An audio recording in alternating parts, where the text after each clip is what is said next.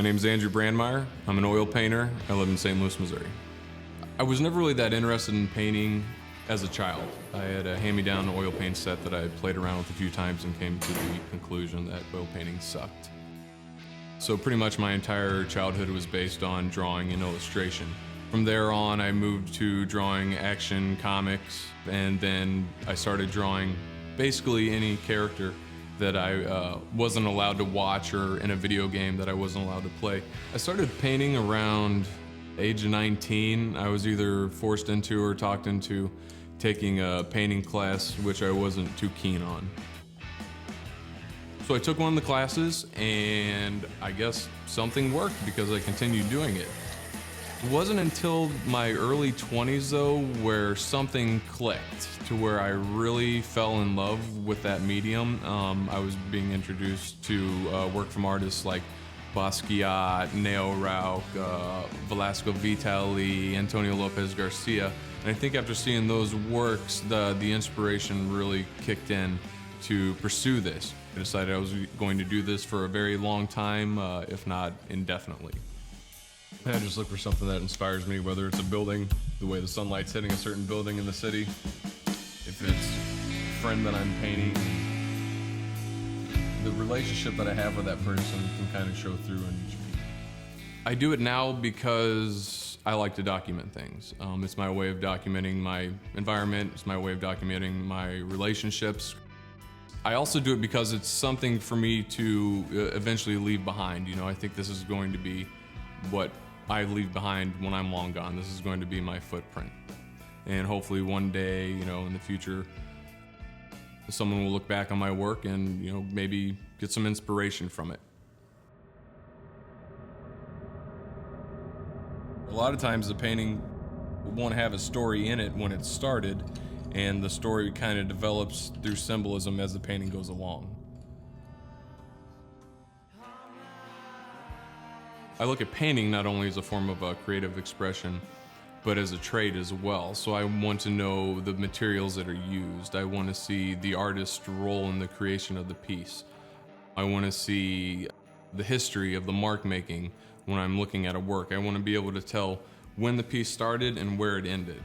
That's not always the case. You can't always tell that, but those are some things that I look for. When I'm at a gallery or museum, I tend to, you know, get as close to the paintings as I can and really look them over for process, and then I look at the sides of the paintings and I try to see if I can see around to the back just to see how the artist constructed the works.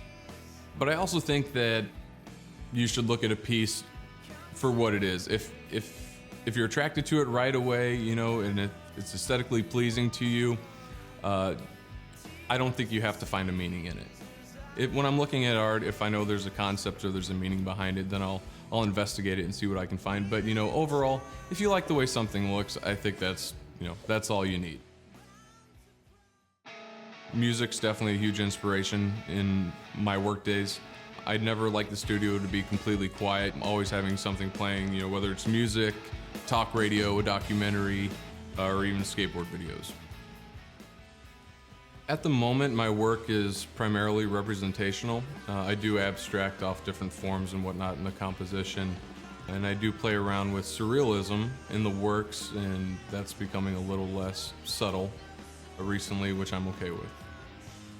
I'm usually working on more than one piece at a time. The pieces that I'm working on now can become quite tedious, and it's real easy for me to get burnt out on a piece, so if I can jump back and forth, it keeps things a little more fresh.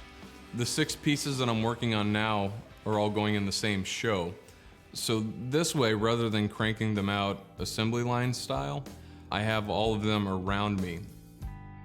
And having them all around me like that, they kind of feed off one another, and one, you know, painting can tell me what direction I need to take with this other one. And that helps, you know, stylistically they can all relate to one another. The painting is gonna look like shit for quite some time. So what I have to do is I have to keep in mind, you know, I get tired of looking at it because it's in its early stages and it's in the stage of infancy and it just doesn't look good.